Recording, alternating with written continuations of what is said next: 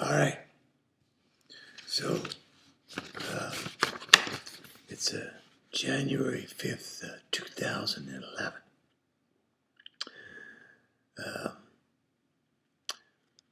But back in November, I went down to Windsor for my brother Christopher's memorial. My brother Christopher died in the summertime, and we had a bit of a thing for him down there and spread his ashes in the Detroit River. But when I went down there that time, my brother Timothy, he wasn't doing so well. And he got real sick and he almost died. And so he sent me an email last week, or tried to send a week before, but I just got it the other day. And I'm going to read it to you about his ordeal. He doesn't mention anything in here about them taking all his teeth out, but they took all his teeth out too.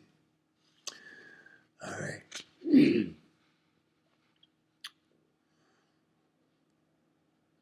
Well, my good brother Jonathan, I thought I'd write you an email so I could fully explain all I've gone through in the last 2 months. At the end of September, my work noticed I was forgetting a lot of things and were very worried and had me go off on sick leave so I could get better. The thing is, I had no idea what was wrong and could not even remember forgetting things. I went to my psychiatrist and he booked me off work for 8 weeks. So I went on my way and started collecting money from work, my work insurance plan. But as I continued to get worse and worse without noticing it myself, and by the time I went to Christopher's memorial, I did not remember it at all, except going to spread his ashes not far from where I live. Merrill and others noticed I was not doing well, or very well at the memorial, with me continuing to doze off at the table. Within a few days later, their concern about me really grew. Terry tried, in every way possible, to contact me.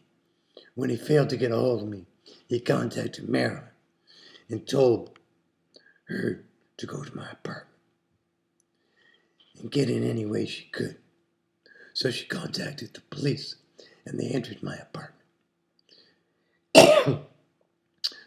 With Marilyn right behind all of them, they could not believe what they saw. My usually spotless apartment was complete shambles, with a terrible smell all throughout it, and me laying under the cushions of my couch in the living room. They immediately called an ambulance and rushed me off to the hospital, where I had no memory at all of being there until my 5th day. I did not find out till my release and me visiting 2 of my doctors that the hospital had called them and did not expect me to live even for another 24 hours. I was shocked, and if Terry and Marilyn hadn't done what they did, and even just one more day had gone by till they found me in my apartment, I would have surely died. You almost lost another brother, Jonathan, so let us thank Terry and Marilyn for saving my life. I was put into isolation, which I still do not remember since it was my 3rd day at the hospital. And as I told you, it took me 5 days to even have the slightest memory of being there. They thought I had tuberculosis, so for 3.5 weeks I stayed in a very tiny isolation room. With anyone coming in to see me or help me, they had to wear masks and special gowns There was a door to my room, then a tiny hall, and a second door leading to a hallway of the floor I was on.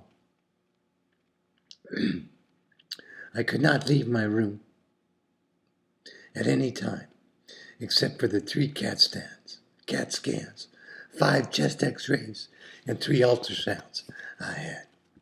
To be totally and also covered with a mask and a special gown and gloves to go for my tests.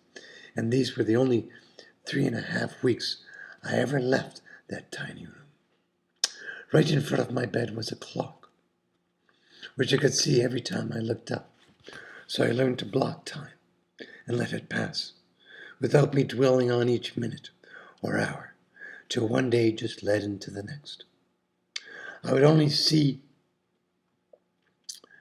a nurse on a ship for maybe 15 minutes, since they had to put all those things on to come into my room. So they only came in when they really had to.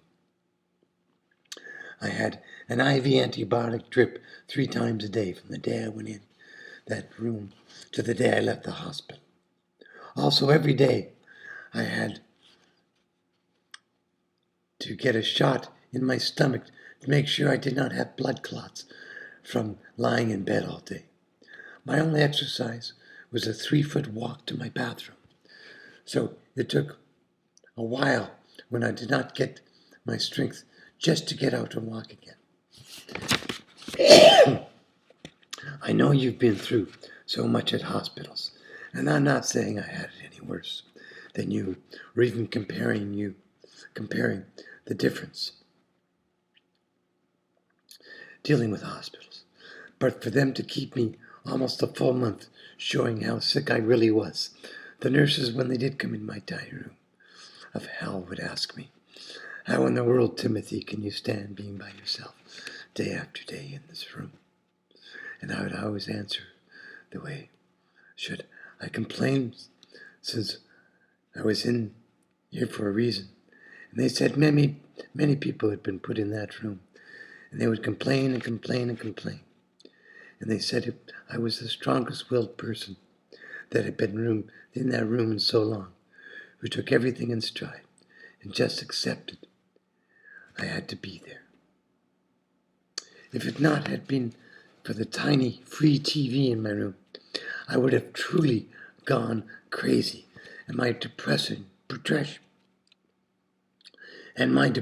which was bad before it went in, was worse, since I'd been so-called locked in that room so long all by myself, with no one in the world to talk to.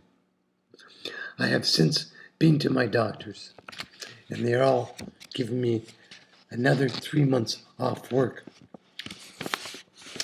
so I can be completely okay to return to my job, totally happy with all my performance. My work is very understanding at this time. Now, I have a favor to ask you, my brother. Jonathan, I know a lot of people took photos of Christopher's, including you, and I also heard you took some videos. Since I was in really bad shape and I never brought my camera, and as I've told you, I have no memory of the memorial.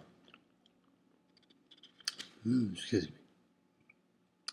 So, could you somehow download all the memorial you have on your computer and get it to me, and somehow either through email or putting it on Facebook? It would really mean so much to me, as I still miss Chris very much, and would love to see how the memorial turned out. So do what you can for me, John, and I'll be indebted to you forever. Okay, so now that you have seen what I've been through, I wish you all the luck in the world with your battle with cancer, and I'm here for you at any time, and do whatever you ask me that is in my power. Take care, Jonathan, and we will go on living, one day at a time.